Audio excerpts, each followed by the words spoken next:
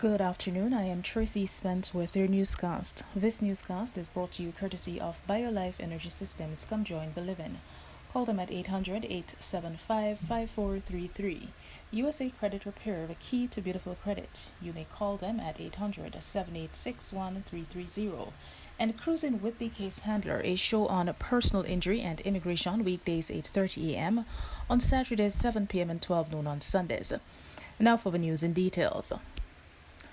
Public health experts in Jamaica says there could be some correlation between Wednesday recording of 210 COVID-19 cases within a day and campaign activities for the September 3rd general election, but noted that the situation had begun to snowball prior to that.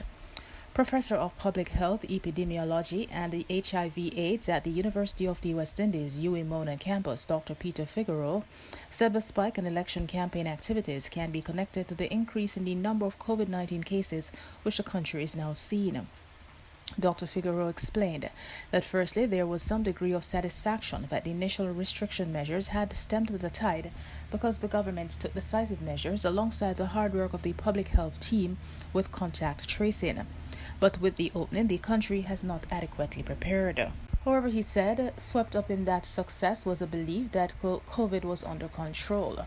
Furthermore, he said a significant number of residents continued to return to the island from North America, where there was an explosion of cases.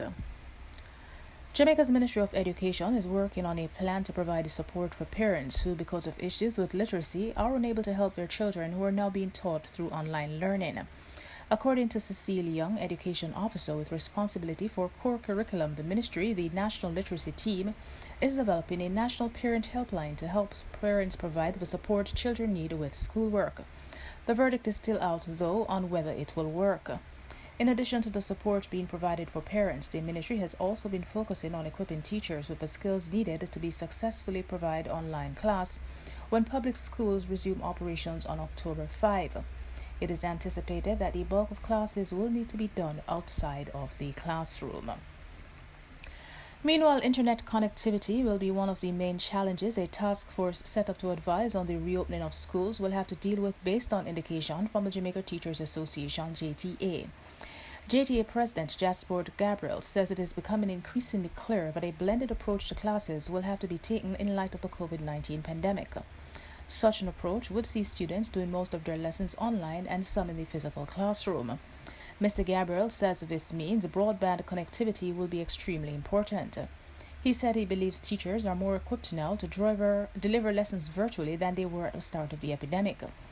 The task force chaired by Education Minister Favour Williams was established on Wednesday to decide the way forward regarding the reopening of schools amid the COVID-19 pandemic. Schools are set to reopen on October 5.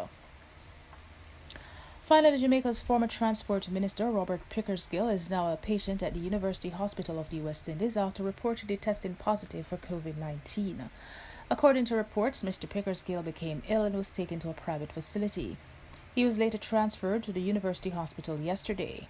Pickersgill, who served as Minister of Water, Land, Environment and Climate Change in the People's National Party administration up to 2016, was also the St. Catherine Northwestern Member of Parliament from 1989 to 2020. He earned the title 7-Star General before bowing out of politics, opening the door for former PNP councillor Hugh Graham, who succeeded him in the recent general election. And that is it for the news. This newscast came to you courtesy of BioLife Energy Systems. Come join the living. Call them at 800-875-5433. USA Credit Repair, the key to beautiful credit. You may call them at 800-786-1330. And Cruising with the Case Handler, a show on personal injury and immigration, weekdays 8:30 a.m. on Saturdays 7 p.m. and 12 noon on Sundays.